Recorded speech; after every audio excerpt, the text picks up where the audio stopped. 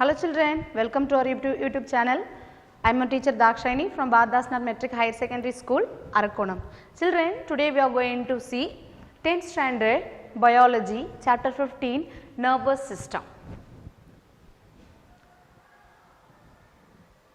So in the previous session we have discussed about the forebrain and the midbrain, right? In the forebrain we have studied about the cerebrum, thalamus and hypothalamus, and then we studied about the midbrain, and in this session we are going to study about the hindbrain. Hind means at the end, right? So this blue part denotes the hindbrain, and the hindbrain consists of three main parts. One is cerebellum,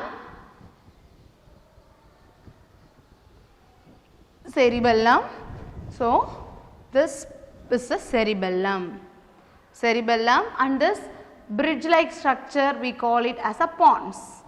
Next to the cerebellum, what is another part, children? Pons.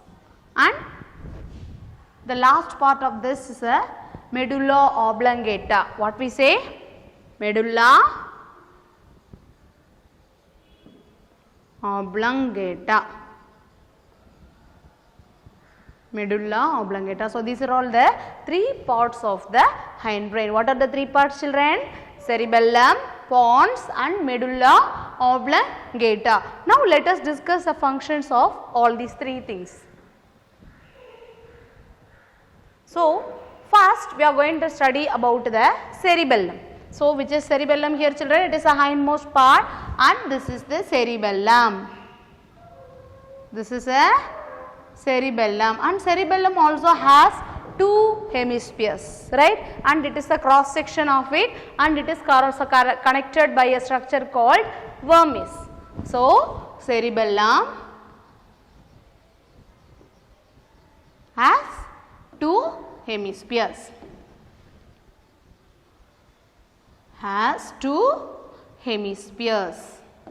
And then what is the main part of a cerebellum? And it is the second largest part of our brain. The largest part of our brain is cerebrum, and the second largest part of our brain is cerebellum. And cerebellum is mostly responsible for two activities, that is voluntary, all the motor functions. Voluntary actions are controlled by the cerebellum, as well as the what is another function of the cerebellum, children? Body balance. So all these two things are controlled by the cerebellum. So what are the functions of cerebellum, children? Voluntary actions, controlling the voluntary actions, as well as the body balance. It is the second largest part of our brain. And next we are going to discuss about the pons. Just look into the structure, children. This is a pons, the bridge like structure. The bridge like structure in pons in Latin, pons refers to bridge. What we say, children? It refers to bridge. Bridge in the sense, it is the part that connects all the parts of the brain. For example, this pons connects the cerebrum, thalamus, hypothalamus, as well as it connects the cerebellum as well as the medulla oblongata. So hence we call the pons as a bridge, since it connects all the parts of brain, and all the informations are transferred through the pons. And the two main functions controlled by the pons is sleeping, a sleeping center, and as well as the respiration. Sleeping as well as respiration is controlled by this pons. So what is the meaning of pons in Latin, children?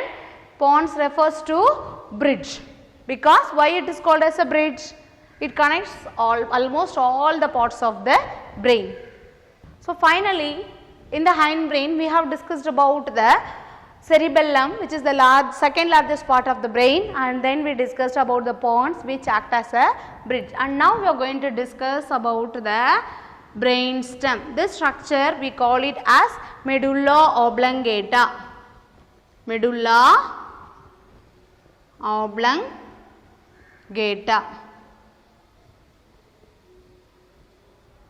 Medulla oblongata, it is the posterior part of the brain stem. In the brain stem, the posterior portion is a medulla oblongata, and it is the region that connects the spinal cord to the brain. So, what is the main function of medulla, children? It connects the spinal cord. It connects the spinal cord. As well as the two important functions controlled by this medulla is salivation and vomiting.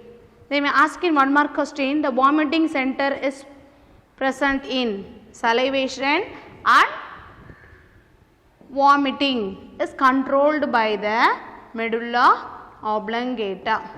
Vomiting is controlled by medulla oblongata, as well as the another important thing that is present in the medulla oblongata is the cardiac center. Cardiac center that controls our heart, that controls the heartbeat, that controls the heartbeat, as well as the one more center is the respiratory center. Respiratory center that connects our respiratory center controls the respiration, and also there is a center which controls the blood vessel, vasoconstriction areas that controls the movement of the blood vessel. So, what is the functions of medulla oblongata, children? Salivation and vomiting, as well as the cardiac center is present, respiratory center, as well as it also controls the blood vessel, and it is a posterior part of the brain stem. And next we are going to discuss about the spinal cord. Just look at this picture, children. This is a medulla oblongata, right? Pons and medulla oblongata, and from the medulla oblongata there is a cylindrical structure. Cylindrical means what? Urulai. So, cylindrical structures that is present inside the vertebral column. Vertebral column means mudugelimbu. So, from the brain there arises a cylindrical structure which is protected by the bones. This cylindrical structure, this structure we say it as a spinal cord. We say it as a spinal cord, and this spinal cord is thick in the upper portion and it is very thin, tapering towards the end. So, this structure we call it as phylum terminale. What we say? Phylum terminale. Phylum terminale, and from this phylum terminale there are several other nerves arise in groups. So, such structure, it gives the appearance of a horse tail. How it looks like, children? Like a horse tail, like this. It gives the appearance of a horse tail. So, this type of appearance we say it as cauda equina. What we say? Cauda equina. So, spinal cord, it is the cylindrical structure. It arises from the medulla oblongata and it runs inside our vertebral column, and the end of the spinal cord is tapering, and that region we call it as phylum terminale, and from that structure bunch of nerves arises and it is similar to a horse tail, and hence it is called as cauda equina. Cauda equina. And now if you take a small portion of the spinal cord, it will be like this, right? It is located inside our vertebral column. The position will be like this, and now we are going to study about the structure of a spinal cord. So, this is the structure of the spinal cord, children. The spinal cord consists of two main things. So, see it, this upper portion we say it as a posterior portion, and here we say it as a anterior fissure. So, posterior fissure and the anterior fissure. And one more thing is that in cerebrum we studied the white matter is inside, but in the spinal cord the white matter is outside and the grey matter is present inside. Now, let us study about the structure of the spinal cord in detail. So, this is the structure of the spinal cord, children. Just look into this. This H shaped structure, This H-shaped structure, we call it as a, what we say? We say it as a grey matter. Grey matter.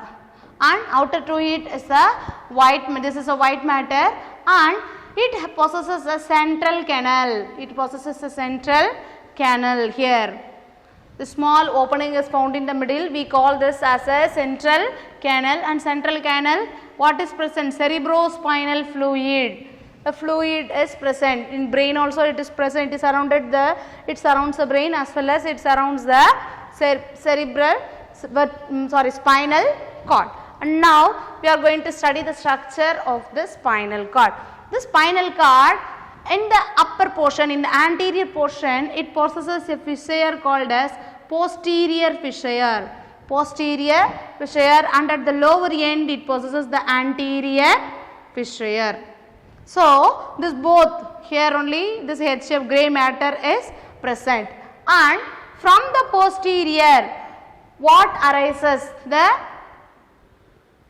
dorsal nerve. The dorsal nerve, or it is also called as a afferent nerve. Afferent nerve arises, right? From this side also, from the posterior commissure, what arises? The dorsal or afferent nerve arises. Likewise, from the anterior commissure, ventral. From the anterior commissure, ventral or efferent. Ventral or efferent nerve arises, and both the dorsal and the ventral join together to form a spinal nerve. What is the structure called, children? Spinal nerve. Just I will recall what is present in the upper portion. Posterior median fissure, and from that what arises? Dorsal nerve or afferent nerve, and from the posterior end lower portion what is present? Anterior fissure, and from the anterior fissure what arises? Ventral nerve or efferent nerve arises, and both the nerves join together to form a structure called as the spinal nerves. So this spinal nerves carries information from the brain, and it gets and it transforms to every part of the and transfers it to the every part of the body. The nerves that arises from the head, we say it as the cranial nerves. The nerves that arises from the spinal cord, we say it as a spinal nerves. So now we are going to study about the structure of the cerebrospinal fluid. In short, we call this as CSF. What we call, children? CSF, cerebrospinal fluid. And this cerebrospinal fluid is present covering the cerebrum. It is found covering the cerebrum, as well as it is also found in the central canal of the spinal cord. For example, the spinal cord is like this. The spinal cord and the head shape white matter is like this.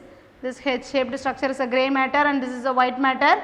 Here the central canal is present. Here only the CSF, and in the outermost surface of the cerebrum what is present? This CSF, cerebrospinal fluid, is present. It is a colorless fluid that protects the brain. And now we are going to discuss about the functions of the cerebrospinal fluid. The first important function is that protection.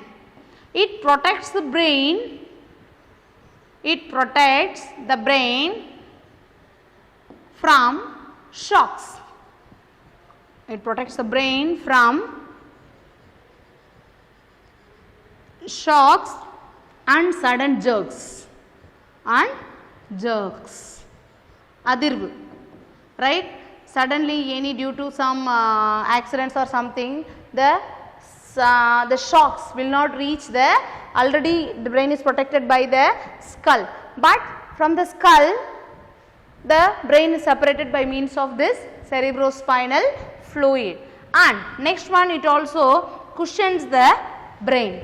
And the another important functions played by this CSF is that it supplies nutrients. It supplies nutrients to the brain. It supplies nutrients to the brain. And the another important function of the CSF is that it collects wastes from the brain. Collect waste from the brain.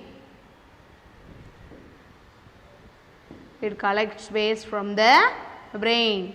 And the another important function is that it maintains the pressure inside the head. That is, we say it as an intracranial pressure, right? It should not be more. It will affect the brain. So the temperature is the temperature of the brain.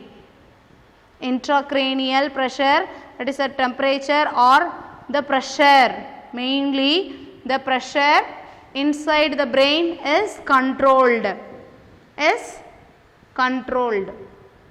by this CSF, controlled by this cerebrospinal fluid. So let us recap what are all the things we studied, children. In this session we have discussed what is the hindbrain, and what are the three parts of the hindbrain. What are the three parts? Can you say me, children? What are the three parts? Yes, very good. Cerebellum, pons and medulla oblongata. And medulla oblongata. And next we studied about the spinal cord. In spinal cord we discussed what is a cauda equina, right, in the spinal cord, and then we studied about the structure of the spinal cord, and finally we discussed about the cerebrospinal fluid. Cerebrospinal fluid. And what is the function? Can anyone say the important function? Yes, very good. It protects the brain from the external shocks. It supplies nutrients to the brain and it maintains the pressures of the brain. So this is the assessment given at the back related to this topic, children. Just go through it, and in the description we have attached the study material, assessment and question bank for this lesson. Practice the spinal cord diagram very well. It's an important 5-mark question. Practice the spinal cord and draw the spinal cord diagram in your notebook and write down all the points. Thank you, children. Have a nice day.